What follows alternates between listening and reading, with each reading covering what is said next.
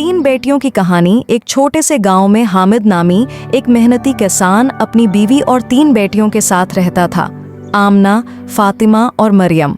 गांव में अक्सर लोग उसका मजाक उड़ाते, कहते हामिद के नसीब में बेटे नहीं, सिर्फ बेटियां हैं। मगर हामिद हमेशा मुस्कुराकर जवाब देता, मेरी बेटियां मेरी ताकत हैं, मेरा फख्र हैं, एक दिन यही मेरा नाम रोशन करेंगी। आमना, सबसे बड़ी बेटी, बचपन से ही पढ़ाई में बहुत ज़हीन थी। उसका ख्वाब था कि वो एक कामयाब इंजीनियर बने और गांव की तरक्की में अपना किरदार अदा करे। मुश्किलात के बावजूद उसने स्कॉलरशिप हासिल की, शहर में पढ़ाई की और आज वो एक मशहूर सोल इंजीनियर है जो देही इलाकों के लिए पुल और सड़कें बना रही है। फातिमा, दरमियानी बेटी, बहुत नरम दिल और खिदमतगुजार मिजाज की मालिक थी। उसे दूसरों की मदद करना पसंद था। उसने नर्सिंग का कोर्स किया और अब एक अस्पताल में काम कर रही है, जहां वो मरीजों की खिदमत करती है जैसे वो उसके अपने हों।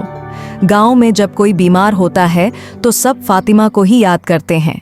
मरियम, सबसे छोटी, बोलने और लिखने में माहिर थी। उसे छोटे बड़े हर मसले पर अपनी बात कहने का फन आता था। उसने सहाफत पढ़ी और अब वो एक मारूफ टीवी चैनल पर रिपोर्टर है। उसने कई बार गांव के मसाइल को हुकूमत तक पहुंचाया और हल भी करवाया। कुछ साल बाद जब लोग उन तीनों बेटियों की कामयाबी देखते हैं तो वही ज़बानें अब कहती हैं, हामिद की बेटियां तो वाकई चिराग निकली हैं, जिन्होंने बाप का नाम रोशन कर दिया। हामिद की आंखों में आज भी वही शफकत है, लेकिन अब उसकी बातों में सिर्फ उम्मीद नहीं, फख्र भी होता है।